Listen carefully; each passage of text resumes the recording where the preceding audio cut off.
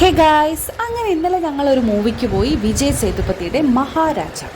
ഒരു കിടിലം പടമാണ്. വിജയ് സേതുപതിയുടെ 50ാമത്തെ സിനിമയാണിത്. ഡയറക്റ്റ് ചെയ്തിരിക്കുന്നത് നിതിൻലാൽ സ്വാമിനാഥനാണ്. പുള്ളി തന്നെയാണ് ഇതിൻ്റെ എഴുത്തും.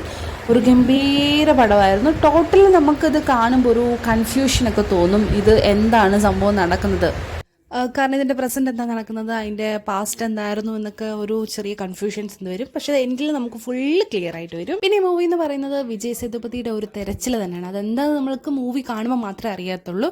അപ്പം ഇതുവരെയും സിനിമ കാണാത്തവരുണ്ടെങ്കിൽ ഇനി OTT വരുമ്പോഴാണെങ്കിലും പോയി മസ്റ്റായിട്ടും കാണുക. ദെൻ ഇന്നത്തെ പെർഫോമൻസ് എന്ന് പറയുന്നത് വിജയ് സേതുപതി, അനുരാഗ് ഇവരൊക്കെ ഭയങ്കര ഗംഭീരമാണ്. അതുപോലെ തന്നെ മമത, അഭിരാമി ഒക്കെ അതൊരു ചെറിയ ക്യാരക്ടേഴ്സ് ആണെങ്കിലും അത് ഗംഭീരമായിരുന്നു. പിന്നെ അതിലെ പോലീസ് ഓഫീസേഴ്സിൻ്റെയൊക്കെ ആ ഒരു ക്യാരക്ടർ, അവർ ഭയങ്കര ഫണ്ണും കാര്യങ്ങളും ഒക്കെ ആണെങ്കിലും അതിൻ്റെ എൻഡിലെത്തുമ്പോൾ ഭയങ്കര ബ്യൂട്ടിഫുൾ ആയിരുന്നു. നല്ലൊരു പെർഫോമൻസ് തന്നെയായിരുന്നു.